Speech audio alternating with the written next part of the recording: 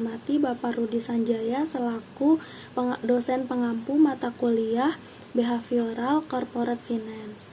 Di sini saya dari kelompok 3 yang bernama Putri Dwi Ananda ingin mempresentasikan mengenai materi anomali pasar saham. Yang pertama-tama di sini saya akan menjelaskan mengenai pengertian anomali pasar.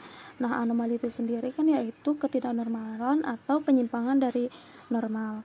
Nah, sehingga anomali pasar adalah kondisi pasar, khususnya harga saham yang menunjukkan perilaku tidak normal atau tidak efisien, sehingga memungkinkan investor berpeluang memperoleh abnormal return.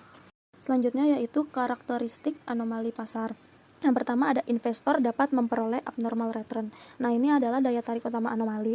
Ketika pasar tidak efisien, ada peluang untuk membeli aset yang dinilai terlalu rendah atau menjual aset yang dinilai terlalu tinggi, sehingga menghasilkan keuntungan di luar ekspektasi pasar normal. Yang kedua ada pasar tidak efisien. Nah, jika pasar efisien, tidak akan ada peluang untuk abnormal return karena semua informasi sudah tercermin. Yang ketiga itu ada analisa teknikal masih digunakan. Nah, meskipun efisiensi pasar seringkali menihilkan peran analisis teknikal, dalam kondisi anomali, pola-pola harga atau volume yang terulang yang menjadi fokus analisis teknikal dapat memberikan sinyal untuk trading. Yang keempat yaitu ada investor bersikap irasional. Keputusan investasi tidak selalu didasarkan pada logika atau fundamental, melainkan dipengaruhi oleh emosi, bias kognitif, atau perilaku kawanan, yaitu herd mentality. Dan yang terakhir yaitu ada faktor psikologis mempengaruhi. Nah, psikologi investor secara kolektif, misalnya optimisme atau pesimisme yang berlebihan. Ini adalah pengertian euforia pasar. Nah, euforia pasar adalah salah satu pemicu penting anomali. Nah, euforia pasar ini adalah perasaan gembira atau nyaman yang berlebihan di kalangan investor secara kolektif. Dalam konteks pasar saham, euforia berarti reaksi positif investor terhadap suatu peristiwa atau event tertentu yang melewati batas normal dan tanpa alasan fundamental yang cukup kuat. Ketika euforia terjadi, harga saham bisa naik tajam dan tidak proporsional dengan nilai intrinsik perusahaan. Kondisi ini seringkali menimbulkan bahaya karena harga yang terlalu tinggi tidak didukung oleh fundamental, sehingga cenderung menimbulkan koreksi harga saham di kemudian hari. Selanjutnya yaitu ada faktor koreksi pasar. Yang pertama ada harga jauh di atas nilai wajar. Ini adalah harga saham telah terangkat jauh melampaui nilai yang seharusnya berdasarkan kinerja dan prospek perusahaan. Nah, ini menunjukkan gelembung harga. Yang kedua ada kondisi overbought. Nah, indikator teknikal menunjukkan bahwa saham atau pasar secara keseluruhan telah dibeli secara berlebihan dan tekanan jual kemungkinan akan muncul. Yang ketiga yaitu tidak didukung fundamental. Kenaikan harga tidak didasari oleh perbaikan fundamental perusahaan.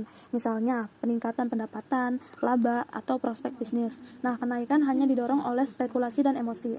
Yang terakhir yaitu ada investor ambil untung atau profit taking. Nah, setelah harga naik signifikan, investor yang telah mengakumulasi saham pada harga rendah akan mulai menjual posisinya untuk merealisasikan keuntungan, yang kemudian memicu tekanan jual dan penurunan harga. Jenis anomali pasar. Yang pertama ada anomali perusahaan. Muncul karena karakteristik intrinsik perusahaan. Contohnya adalah fenomena di mana perusahaan kecil justru memberikan return yang lebih tinggi, size effect, atau saham-saham yang kurang diperhatikan oleh analis, namun ternyata menguntungkan. Yang kedua yaitu anomali musiman. Ini berkaitan dengan waktu tertentu dan pola yang berulang secara periodik. Contohnya adalah January effect, weekend effect, atau holiday effect. Yang ketiga yaitu anomali peristiwa, terjadi sebagai respons terhadap reaksi pasar terhadap kejadian atau pengumuman spesifik. Contohnya adalah insider trading, perdagangan berdasarkan informasi non-publik, atau reaksi pasar terhadap rekomendasi analis yang justru bisa berlawanan dari yang diharapkan. Yang terakhir yaitu ada anomali akuntansi, didasarkan pada penggunaan rasio atau data keuangan tertentu. Misalnya, saham dengan rasio harga terhadap laba yang rendah atau perusahaan yang melaporkan laba di atas ekspektasi cenderung mengalami kenaikan harga. Selanjutnya yaitu implementasi anomali pasar. Yang pertama ada oleh holiday effect. Nah, fenomena di mana harga saham cenderung bergerak turun atau memiliki return yang lebih rendah menjelang libur panjang atau hari libur nasional. Ini bisa disebabkan oleh investor yang menjual saham untuk tujuan cash out atau mengurangi risiko selama periode pasar tutup. Yang kedua yaitu ada window dressing, sebuah praktik di mana fund manager secara aktif menaikkan harga saham-saham dalam portofolionya menjelang akhir periode pelaporan, biasanya akhir kuartal atau akhir tahun. Tujuannya adalah agar kinerja portofolio terlihat lebih baik di laporan yang akan disajikan kepada investor. Dan yang ketiga yaitu January effect. Nah, fenomena yang diamati di mana harga saham, terutama saham-saham small cap atau yang berkinerja buruk di tahun sebelumnya, cenderung mengalami kenaikan signifikan di awal Januari. Ini sering dikaitkan dengan aksi beli kembali setelah tax loss selling di akhir tahun sebelumnya, atau dapat disimpulkan bahwa anomali pasar menunjukkan bahwa pasar tidak selalu berjalan efisien. Keberadaan anomali membuka peluang bagi investor untuk meraih abnormal return, terutama dalam jangka pendek. Namun, strategi berdasarkan anomali pasar harus dijalankan dengan hati-hati karena tidak semua anomali bersifat konsisten dan bisa diandalkan dalam jangka panjang. Investor perlu mempertimbangkan faktor fundamental dan melakukan analisis menyeluruh sebelum mengambil keputusan investasi berdasarkan pola-pola anomali yang ada. Cukup sekian penjelasan dari saya, kurang lebihnya mohon maaf. Wassalamualaikum warahmatullahi wabarakatuh.